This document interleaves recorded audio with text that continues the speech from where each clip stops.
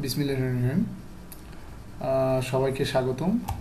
আজকে টিউটোরিয়ালে আমি যেটা আপনাদের দেখাবো সেটা হচ্ছে আমরা সচরাচর কম্পিউটার কিনতে গেলে অনেক সময় আমরা জানি না যে আসলে কম্পিউটারের কনফিগারেশন কি, বা অন্য কেউ যদি বলে আমাদেরকে, যে বিক্রেতা সে যদি বলে যে কম্পিউটারের কনফিগারেশনটা এই, তাহলে হয়তো আমার মনে একটু অনেক সময় সন্দেহ জাগতে পারে যে আসলে কম্পিউটারটার ভিতরে ওই সমস্ত জিনিসগুলো আছে কিনা, বা উনি যে র্যাম বলছে 4 GB সেটা আছে কিনা, উনি বলছে ইন্টেল কোর i3 প্রসেসর, আসলে সেটা কোর i3 প্রসেসর কিনা, সেটা আমরা আজকে জানবো কিভাবে দেখতে হয়। তো এটা করার জন্য আমাদের প্রথমে যেটা করতে হবে সেটা হচ্ছে যে অ্যাট ফার্স্ট আমাদেরকে আমাদের যে কম্পিউটারের যে ডেস্কটপ, সেখানে যে দিস পিসি বা কম্পিউটার থাকে সেটার উপরে ডান বাটন,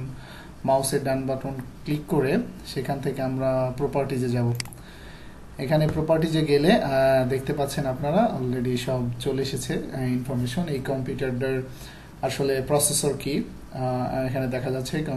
আমি যে কম্পিউটারটা ব্যবহার করছি এটার প্রসেসর হচ্ছে ইন্টেল কোর i3 সিপিইউ, এবং এটার মেমোরি আছে 320 GB, আর এটার ক্লক স্পিড 2.53 GHz, আর ইনস্টল মেমোরি অর্থাৎ র্যাম এটাতে আছে 4 GB র্যাম আছে, আর এটার 3.80 GB usable. System type 64-bit operating system, x64 based processor, আর পেন অ্যান্ড টাচ এগুলো আর কিছু না। তো এটা হচ্ছে আমাদের এই কম্পিউটারের বেসিক ইনফরমেশন। আর এখানে আমার কম্পিউটারে যে উইন্ডোজটা দেওয়া আছে সেটা হচ্ছে উইন্ডোজ 10 প্রো ভার্সন।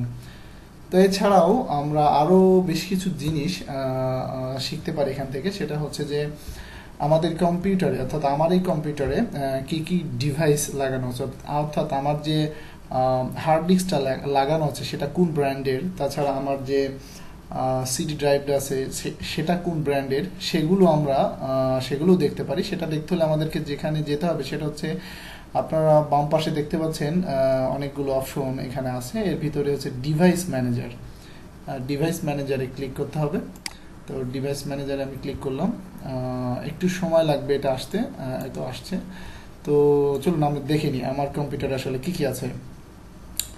তো আমার যে ডিস্ক ড্রাইভ আর কি, আমার হার্ড ডিস্কটা হচ্ছে হিটাচি ব্র্যান্ডের, ঠিক আছে, হিটাচি ব্র্যান্ডের হার্ড ডিস্ক। আর আমার ডিভিডি যে রাইটারটা আছে সেটা হচ্ছে TSST কর্পোরেশন, অর্থাৎ এটা হচ্ছে ট্রান্সেন্ট কোম্পানির, সেজন্য TSST কর্পোরেশন মানে হচ্ছে এটা ট্রান্সেন্ট কোম্পানির আর কি।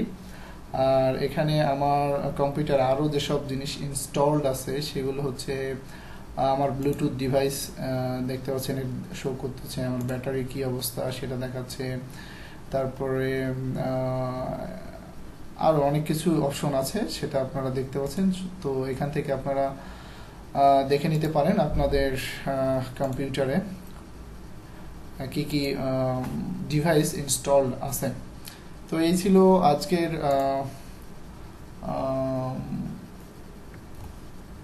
টিউটোরিয়াল।